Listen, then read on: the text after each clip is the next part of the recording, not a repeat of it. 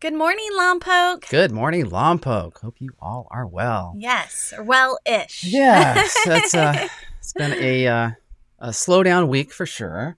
We've had some things have to shut back down, and lots of people getting kind of annoyed and frustrated. Tell me what I don't know. Yeah, it's been stressful, but we're here hopefully with a lot of fun and some interesting things. Yeah, we've got a fun show today. Lots of interesting things, a lot of local stories too. So a little bit later in the show, we're going to talk to Nellie and Mike Sewall from Alfie's Fish and Chips to learn a little bit more about this Lompoc staple, but also what they've been going through over there. So they've had a little tougher few months than we have. So we're going to chat with them. Lots of perspective, especially for right now. We also have a great performance, right? Yes. So thank you, Jacob Cole. So a local nurse, her name is Jimil Anne. Her and some friends put together a really cool little music video for us that we're going to play at the end. It's all original. It's really great. Something to celebrate local. So we're very excited about that for sure. Yes. Yes. And Brad is back a little bit later too. So Jolie, we have someone special for you a little bit later. And he is going to be doing something a little bit different. And don't look at me. That's a different location for Brad today. Yeah. And then we have our junior anchor, Miss Alaia, with a fun fact for Friday. Yes. A fun fact Friday. Not facts. Yeah, she celebrated her birthday last week. Yes, she did. That was her Thank you for celebrating with us. First Fun Fact Friday segment there. Yeah, and then Jeremy did some homework too about hummingbirds, so we'll have a little segment on that. Yeah, he's a big bird fan. That's if you didn't know something about me, I could totally just be an old man bird watcher tomorrow. So anyway, we're going to learn about hummingbirds today and just some of the fascinating facts about them too. So that should be really fun. Do you want to first off talk a little bit about your Wednesday? You went and got to meet some new people at the park. Yeah, so check this out. I was invited to go and film a little bit of a Tai Chi session. The first one actually held outdoors. This group's been meeting indoors, I think sometimes at the YMCA or at the Dick DeWee Senior Center. But anyway, they because of COVID, they went outside at Ryan Park, and I made a little episode and interviewed a few folks there. Met this wonderful lady named Yuko, I believe that's her name, and she's been doing Tai Chi or teaching Tai Chi here in Lompoc for 10 years. So I had no idea. Anyway, so that's a feel-good element. Should I play that now? Yeah, let's check it out. Let's check them out.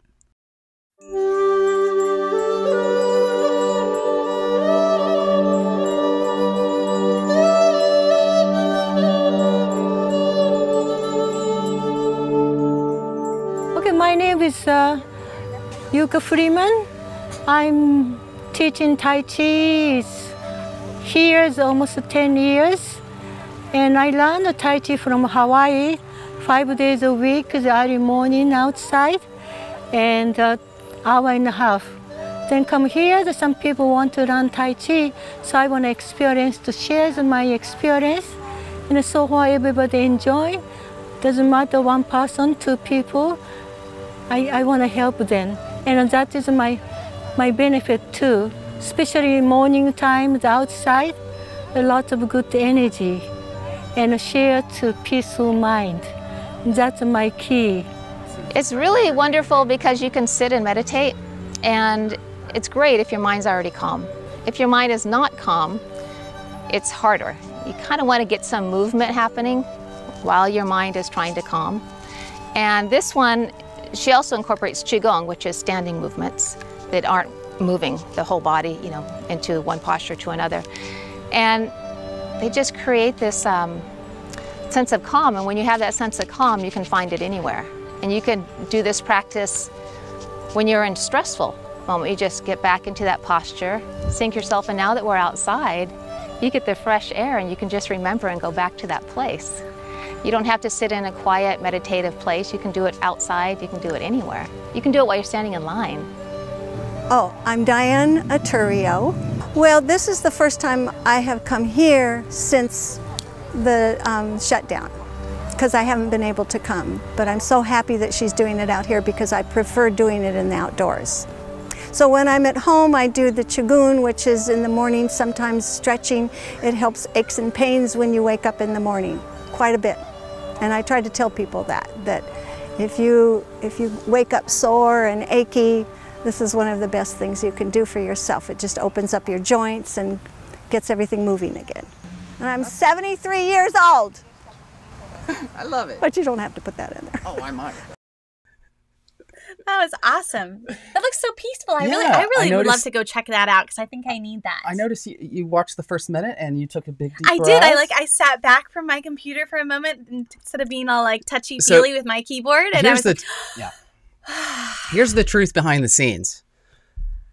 Almost every show up until the very last minute, hitting the button, making sure that we got the thing inserted so it plays right and the sound works. So we did that today. We're always rushing. We're always rushing. So this was a nice little peaceful moment. So, so if anybody wants to participate, how do they get in touch, or how do they find out? That's a good question. And thank you, Michelle Schaefer, who put this on our radar. And then her name is Yuka. I said Yuko, the teacher. Yeah. But yeah, you can message us or Michelle Schaefer or someone. Hopefully, in our comments, maybe they can put a little bit more information about the Tai Chi class. So, but I know it's every Wednesday at 11 a.m. and they have moved to the park in order to, Yeah, and they got obviously social distancing. And my words. Lompoc just typically has perfect weather during the summer, so 70 to 73 degrees. Thankful for that for sure. Mm-hmm. So, it looks like Michelle corrected you. Her name is Yuka. Yeah. So, okay. Well, yeah. I stand corrected. So speaking of trying to create peace in your mind, I got an email from Yoga V yesterday about the closure there. They just reopened their studio, I believe, in late June 23rd, and so they've had to close again. But she shared a sutra that she says she always turns to from, I'm also going to butcher this name, Patanjali. Perfect. She shared a sutra that was talking about creating peace in the mind. I wanted to share that. Yoga is the restriction of the fluctuations in consciousness. So, really it's keeping peace in the mind despite constant changes. So trying to find a way to just accept the things that we can't control, right? Mm-hmm. We always hear that little saying too, and then, just trying to take some type of solace in what we can. And that really is our attitude and our personality, which Nellie will also touch on a little bit later. And she shared her own little quote here too, which I really appreciated. She said, like looking at a tree on a windy day, the leaves can whip around and you can feel as though your mind is spinning right along with it. However, you yourself aren't windy, the peace of the mind can remain unchanging and steady. So I really appreciated that. So thank you so much, Michael Lynn, for sharing that little bit of wisdom with us and reminding us to take a deep breath and focus on what we can control. So and something else too that's it's serious.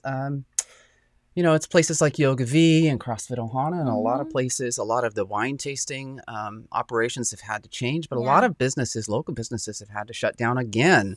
So we know that the stress level is super high and anxiousness, anxiety, it's overwhelming out there. So we want everyone to know that our hearts are with you. And we're thinking about you guys.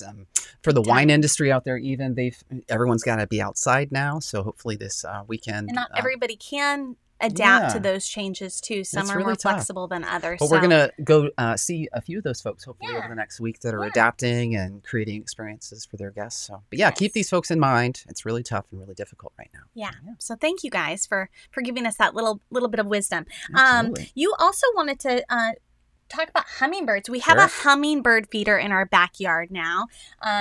We did have a regular bird feeder with bird seed, but we seem to have a little bit of a rodent problem. So we had to get rid of that. But we now have hummingbirds, and rodents don't seem to like the hummingbirds. So it's hard for them to get up there and suck the juice out. So you wanted to share some interesting stuff about hummingbirds. Yeah, let's see what we got here. This is so random, but it was really cool. Do you want me to start with the slides or the video? Yeah, let's start with the slides just for fun. So, all right. A lot of us probably learned this in elementary school, but forgot by now. But a reminder, and for all the kids out there, a hummingbird's wings can beat between 50 and 200 flaps per second. Depending on the direction of the flight. That's pretty crazy. So how many seconds are in a minute? A lot. Ooh, that's a lot of flapping your wings for sure. And they, it looks like they also digest the natural sugars found in the nectar. And in 20 minutes? 20 minutes, their digestive system. And converts to 97% efficiency. I bet you would love that for food. Oh, for man, yourself. wouldn't that be great? You would be able to eat all the things. That we wouldn't digestion's be a able to little keep quick up for with me, feeding you, unfortunately. And our septic system would probably go down. Never mind. I don't know. Sewer. Okay, so a hummingbird must consume approximately 1/2 of its weight in sugar every day, and it feeds at 5 to 8 times per hour. Wow. That's a lot of sugar. That's a lot of sugar. Look at those tiny baby hummingbirds. Yeah. I want to get to the video. So fighting hummingbirds, when they fight, they use their needle-like bills and sharp talons as weapons. And then when they connect with an enemy, they can seriously injure or even kill them. That's so they crazy. can kind of be a little bit aggressive on occasion. And those are their little eggs. Yeah, the hummingbirds lay the smallest eggs. That's the size of a jelly bean. Smaller than a jelly bean. It's pretty crazy. All right, we got to get to that video. This video, and we'll keep talking through it, but this, again, this is from like Smithsonian and National Geographic, and I thought maybe I should shoot some video of a hummingbird in my backyard. I'm not going to get anything nearly as good as this stuff. This is kind of insane. Yeah, enjoy. Well, you're going to talk. Well, I am going to talk, but I'm going to enjoy it too. So that's slow-mo. Do you know how slow that is? So if we're thinking about this, every second they've got to beat their wings 30 to 50 beats a second. So this is probably look at that. That looks like Pixar, doesn't that? That looks like Pixar. Yeah. I just cannot believe this. And that's from this one's from National Geographic. I think our logo covered up. No, yeah. we are sitting on the corner.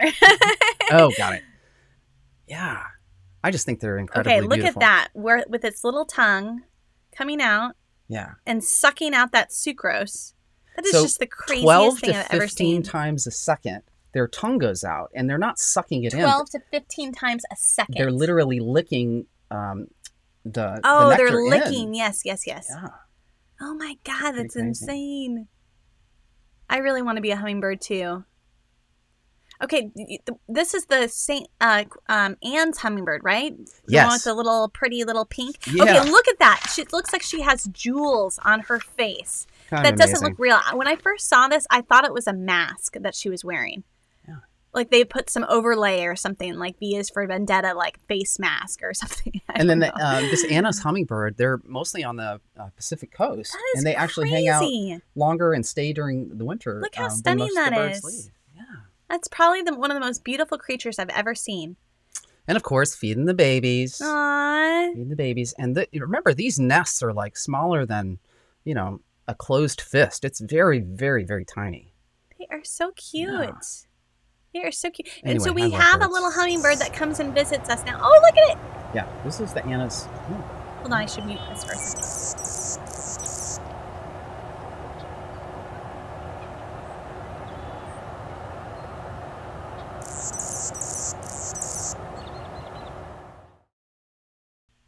That was pretty cool. Anyway, hummingbirds are really, really cool. They are. I spent way too much time yesterday just looking. He did. That's all he did yesterday. Looking at the videos. By the way, I edited all the rest of the stuff. No, I'm just kidding. I did the Tai Chi thing. You did do the Tai Chi thing. But anyway, I'll give you that. Look up hummingbirds. Don't forget, if you're an adult, you forgot all the cool things. Oh my gosh. They also have the biggest brain for the size of their body. So as a bird, to weight ratio, they have the biggest brain, even bigger than ours as humans to our size, which I found really interesting. Yeah. So we also wanted to share some interesting stuff about this day in history. We started to think about what else we could share last night. We just looked it up, and this was so random. But lots of stuff happening. This day in history, isn't this when Spain sold Florida?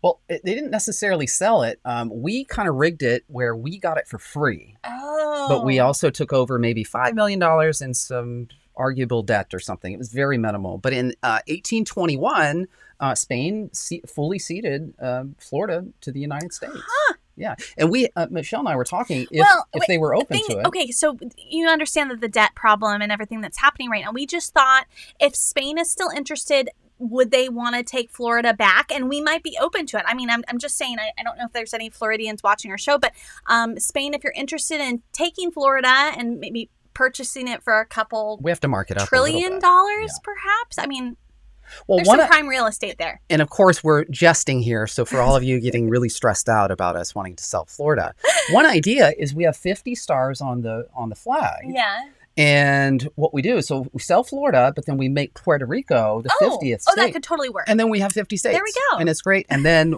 we go on an international beach tour. We go to Florida this international place. I don't know. We're just joking. I feel bad for anyone who loves Florida. So, and my uncle lives in Florida, so I'm sorry about that too. All right. So, what else happened on this day in history? The Port Chicago disaster, right? Yeah. So let's talk about this. If you guys want to dig into, this is way too much information to get into too deeply. But in 1944. 320 souls perished close to San Francisco. And over 200 of those were African Americans. And what happened is they were loading up ammunition ships for World War II. And they were pretty big ships. And something happened. There's a lot of information and details and stories, but one ship blew up, and that caused the other one to blow up. It matched the weight of the explosion was equal to the Hiroshima. In terms of kilotons or however they mark that. So anyway, look up Port Chicago disaster in World War II. That was a pretty crazy thing. How many years ago was that today? So like 1940-ish. 1944. So you know, 1944 on this day. Yeah, so. On this day, July 17th. Today is July 17th. Pretty crazy story. So look that up for sure. And this was also the first jazz festival on this day in... What year was this? 1954. 1954. 1954, the Newport Jazz Festival. Which they claim was the first jazz festival. And there really wasn't much, celebration about jazz. But anyway, in this small town, 13,000 people showed up over 2 days to watch jazz. And one of those performers was the famous Billie Holiday, which again, this happened July 17th of 1954.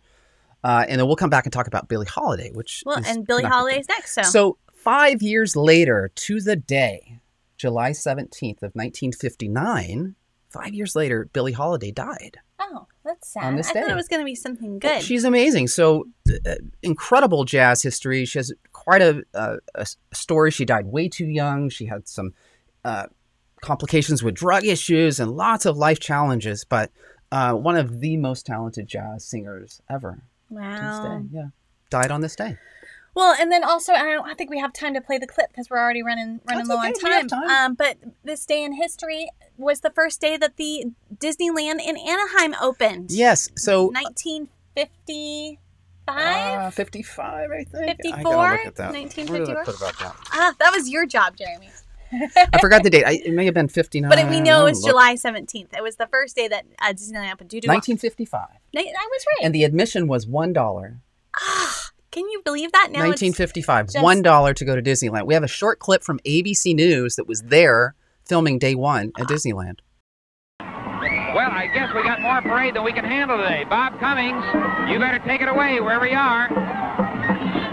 Yes, sir. Okay, Art Linkletter, thank you very much. You did a wonderful job there describing that. I'm at the head of the parade now, ladies and gentlemen, and my job here is to more or less give you an orientation process because I am standing at about the center of this giant 160-acre of Disneyland. Now, if you can visualize where I'm standing, the parade is coming directly to my back towards your camera. Off to your left is the fabulous Tomorrowland. Directly behind you is Fantasyland, which you will all see very soon. Directly to your right is Frontierland and the Old West. I miss Disneyland. Yeah. Day one, 1955, July 17th. I want to go back. This day in history. Well, we have a few more fun facts from Miss Alaia. Should we go to that next? I think we should. So every Friday, Miss Alaia is going to be creating a Fun Fact Friday. And she is like a one-take wonder. This is all stuff that this little girl memorized, and she's going to be taking Jeremy's place very soon as COVID's over, so that we don't have to start. I didn't tell you that. I'm so sorry. We're into child labor. She's 8 years and 1 week old. Sorry, never mind. I'm sorry. What are you thinking? I just forgot. I forgot. So here we go. Thank you so much, Alaia. Good morning, Lompoc. This is Alaia. Fun Fact Friday. Today's theme is one of my favorite foods, plums. Oh. Plum trees are found on every continent except Antarctica. Plums are a good source of vitamin C and vitamin A, also vitamin K.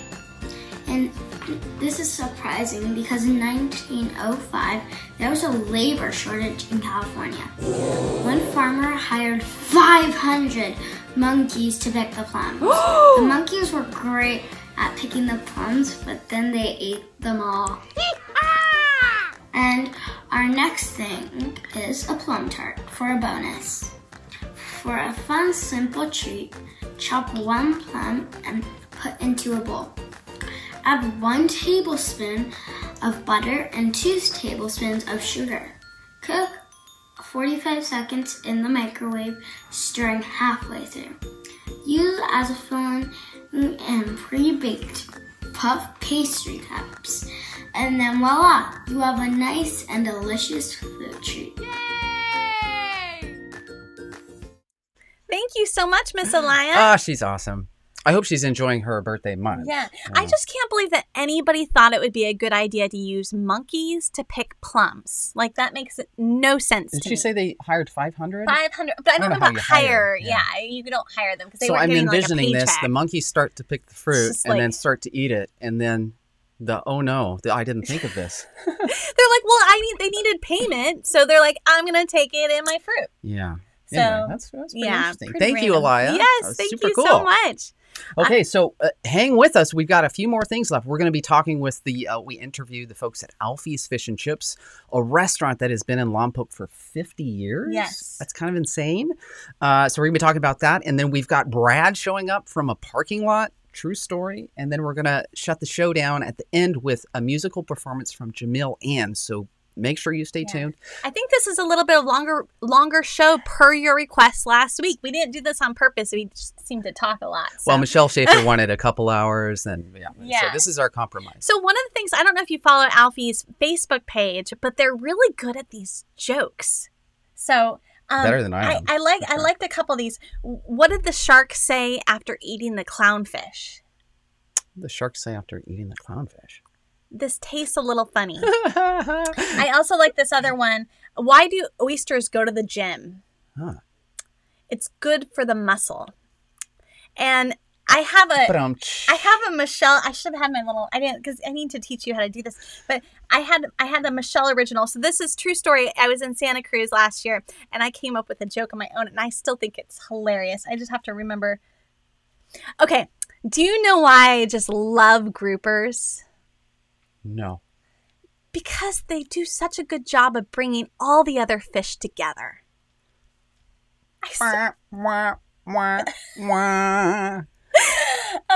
Okay, those are my jokes. But thank you so much for the jokes. And they in this video, they're going to talk a little bit about kind of the history of Alfies, what Alfies has been bringing to the community for 50 years. And then Nellie Sewall, she had... I'm sure many of you know, just a very rough time these last couple months. So she's going to share her story on there, and we'll chat a little bit about it afterwards. So thank you so much, guys, for talking to us. Very much. So I grew up in Lompoc, eating Alfie's Fish and Chips since I was a kid. I was born in 1970, and Alfie's opened in 1969, so I've always known Alfie's. It was kind of a family place. We would go probably about once a week. We heard about the restaurant being for sale about 20 years ago. We knew the owner briefly. I was in the restaurant business already. Nellie had been in the restaurant business before, and we decided to take the plunge, and we bought the restaurant. For better or worse. Exactly. We're the second family to own it. So the first family, Colleen Staffel, she sold it to us in 2001, and she said to us, you know, it's going to sound funny, but Alfie's is kind of world famous because of the Air Force Base and people coming in and out of Lompoc all the time, the space industry, the tourist industry. When we first took over, we had a couple that flew into Santa Maria Airport to drive just to Lompoc to come to Alfie's. Absolutely. Then, things like that. We had two incidents. One where an old English guy who was a regular customer, but kind of crotchety guy, would come in and he would say, "Hey, come here. I got to tell you the story. You're not going to believe it. I was in London. I was gambling with this guy because that's what I do. I'm a gambler, colorful character." And he said, this guy said that he'd been to California, to the area where I live. And I was like, "You're a liar. You have not, because if you did, and you're English, you would know where the best fish and chips is." And he's like, "Yeah, Alfie's in Lompoc." Yeah, he was saying that as he was sitting in London gambling with another guy in England. We had some friends that were in Greece on a cruise, and they ran into some people, and they were like, "Oh yeah, we know Alfies, or we know Lompoc. We love Alfies." And it was like, "Are you kidding?" Sailing it was around the in Grecian Greece. Isles, they were talking about Alfies. Chef Kat Kura stopped by with her family. They were skydiving, and they stopped by afterwards to to have some food and She loved the hush compliment our puppies. hush puppies. Oh my Yes, God. exactly. She took 21 home with her. Yeah, she just took them all. I was like, okay, it's crazy, the things that happen. It really is. It's been a roller coaster. It's been a roller coaster, yeah. A lot of ups and downs, and mostly ups. You know, Lompoc is a great community, and a lot of folks that aren't from Lompoc, you know, hear about the bad things that happen in Lompoc on occasion. That's all they hear about Lompoc, because otherwise not a lot happens in Lompoc because it's such a nice little place to live. And Alfies has been here for 50 years and has always been kind of a centerpiece of the community. We sponsored sports teams, and we're very involved in the community activities. We try to support the community as much as we can, you know, and it's been returned tenfold the last month or so. It has. So. And you know, with Nellie's situation, it's been amazing, and that was the continuation of the support we got when we moved to this location, because it was just everyone felt like they were rowing with us to get it done, and because it was scary having to move and very scary. Thinking people weren't going to follow us, and it's just been amazing support, and it's even more people are coming in than were coming in. And supporting us after we moved here, because our dining room is like 3 times as big as it used to be, which is great. And then the pandemic hit. And COVID. Yeah, hello. It's been fun. And it's so our beautiful big dining room now is just a big old room now. But it's great for social distancing. Yes, when you're waiting for your food, you yes. can wait anywhere over here, and it's no big deal. But we've adapted. You know, we started curbside, we started DoorDash, we did Uber for a minute. And until I got sick, we were doing delivery. Nellie and I directly were doing the deliveries ourselves, so that we could help people out that couldn't make it in. And then when I got sick, it was just too hard for him to try and do it by himself. It is an extremely crazy time, and our focus and our goal is just to keep open and keep going forward, because you know there's not another option. This is it. This is us. Right. And within that option, I mean, it's a 7-day-a-week restaurant. It's open every day. We have to keep things going, just from necessity. But as far as attitude goes, you know, we have a choice how to do this. I mean, Nellie's going through more stuff than I am, obviously, but I think she's made the same choice in staying positive, not just for its own sake, but because that will help get us through. Getting mad about it's not going to change anything. It's not going to change. It's still going to be the same. So why not just be positive?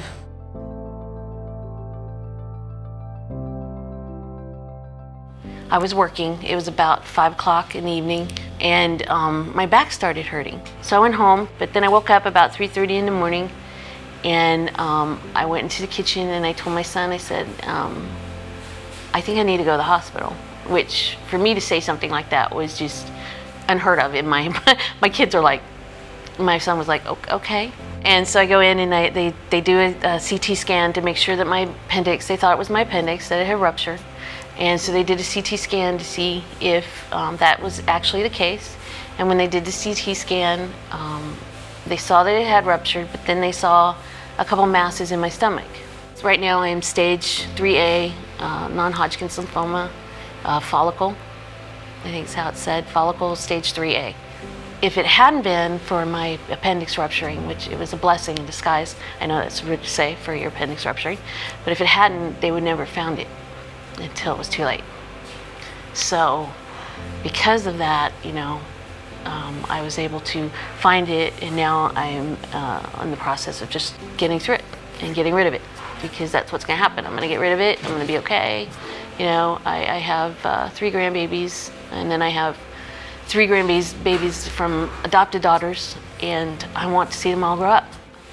I don't want to be a statistic, and I've chosen not to be, because if I give in to this, you know, it's what's the point of even fighting? We've even trying, but I'm gonna do it. You know, I'm positive that I'm gonna get through this and gonna be okay on the other side. And I've got too much to live for to worry about what I could die with. If that makes any sense. It does make sense. Stop. You did such a great job with that edit. Thank you. This is the first time that I actually saw the final video. That was really beautiful. Yeah, so thank you, Thank Nellie. you to Nellie and to Thank Mike. you for sharing your perspective, and to our Danielle. thoughts are with you, and we didn't you're get a going to get chance through to, this. You didn't have time to get Danielle into the it was video. just it was getting long, so I just... Danielle, the daughter, reached out and Yes. suggested, hey, if you'd be willing to come and tell this story. And we haven't, I didn't know Nellie before this, but just kind of learning their history. And as a kid who's born and raised in Lompoc, Alfies was literally, a quarter mile away. Right.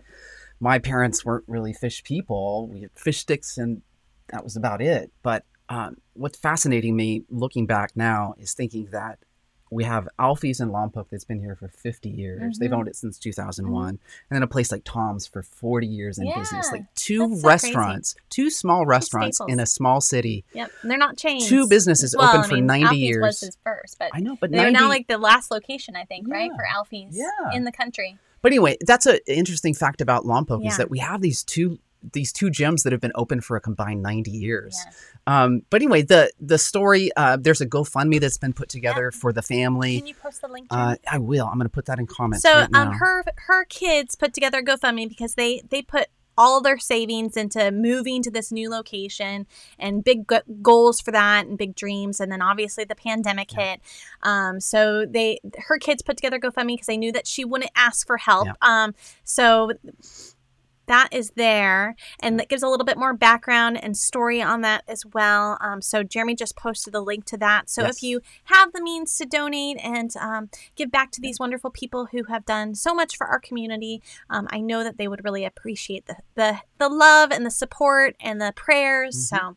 And if you're a local, one other way that you can always support is by getting hungry and ordering some food. Last night we ordered some food. We got the family. Way too much food. It was amazing. I know, we got with so the much family pack for 2 people. But the fish was delicious, perfectly breaded. The hush puppies, that cat Cora. I kept eating the outside. Yes, that was awesome. It's really, really worth it. So if you haven't been to Alfie's for a while, or at least since they've moved to their new location, then definitely check them out for sure. And keep them in your prayers and your thoughts and in your mind. Yeah, so, we're thinking of you guys. Absolutely. So Brad wanted to make an appearance today because he felt like there hasn't been enough of him involved. So Brad, here we go.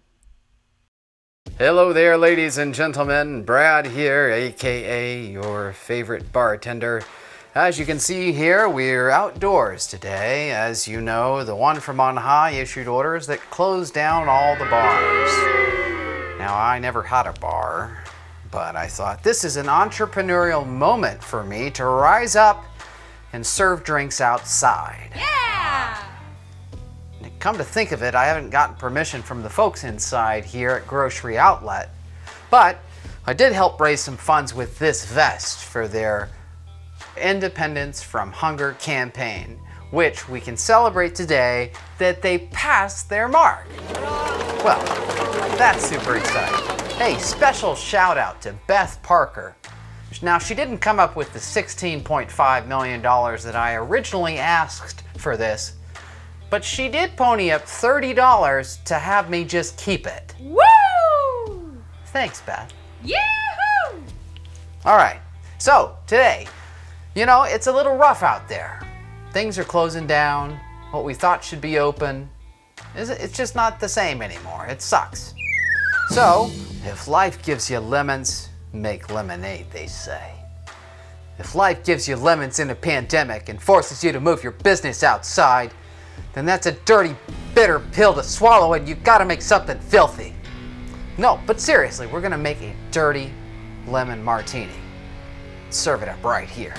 So, to get started, good old vodka.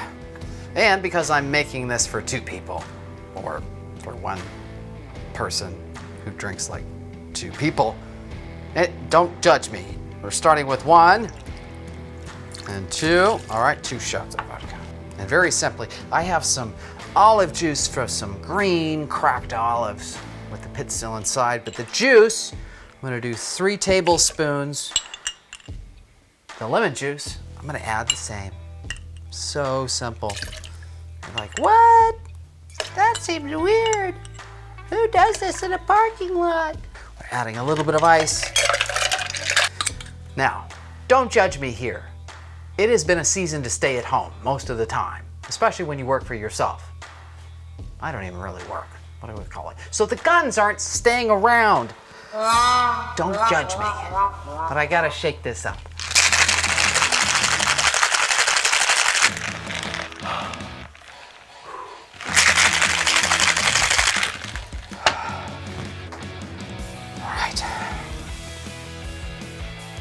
Oh, I'm so thirsty.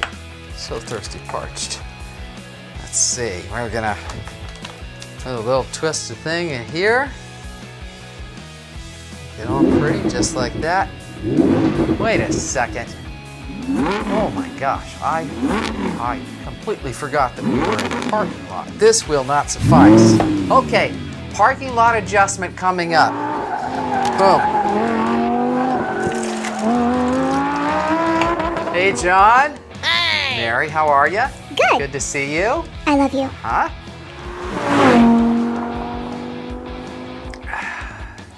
Thank you to everyone who helped out with this campaign to raise some money to feed our families here in Lompoc. Have a good day. Thank you so much, Brad, for that. Man. And thank you to Grocery Outlet for letting Brad use your parking lot.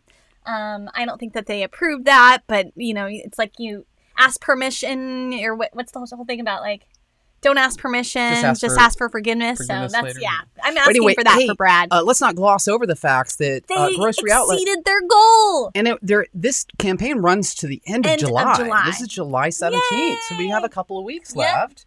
And so the more the merrier. So thank you to the city of Lompoc, to everyone stepping up. Not like the city, because the city didn't do anything. But citizens of Lompoc. Citizens of Lompoc. And others. To the other communities for stepping up and supporting the Lompoc Food Pantry for this campaign. It was awesome. Yeah. So, anyways, that is our show. We have talked a lot. It's not our show yet. I want people to leave. I want to let people know that that's like the bulk of our show. We're going to go to our moment of zen here with Jimil Anne. So Jimil Anne, Jacob Friends. Cole sent this to me. I have not had the chance to meet her or her friends.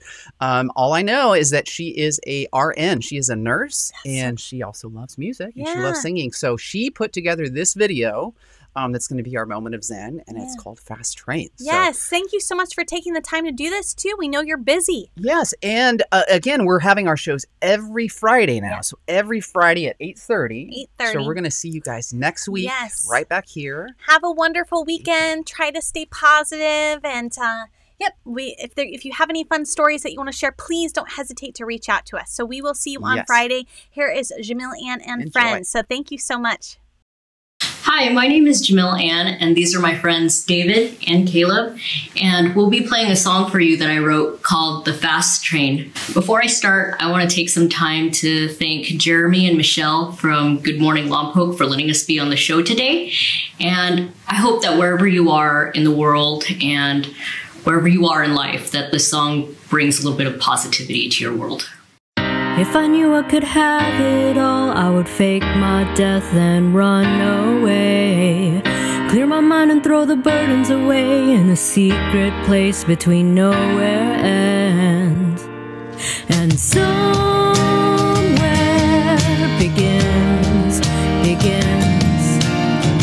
I've been chasing a noble dream for over 7 years. And I'll admit that I've seen some things like grown men clawing at the walls. And all the people who lay these beds, they think it is only them. But I feel pain too, like you. And I feel this too, like you. Fire burns at full force when it catches the wind, and the embers of our passions dim when there's no room to breathe. This fast train is leaving. This fast train has set my life aside. Yesteryear I moved into town with a large head on my shoulders, and I've been known to dream things big, to take things far and jump so high. Now I'm finding I've ran so far to where I'm completely lost, but the vastness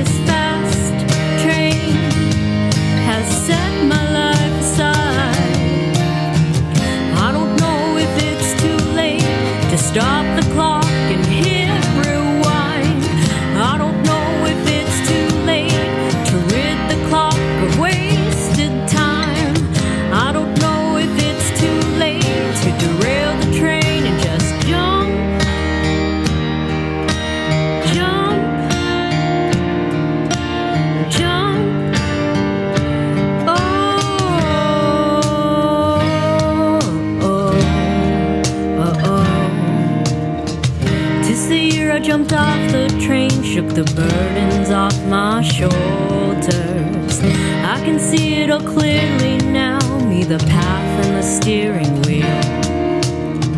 And if the path takes me somewhere bleak,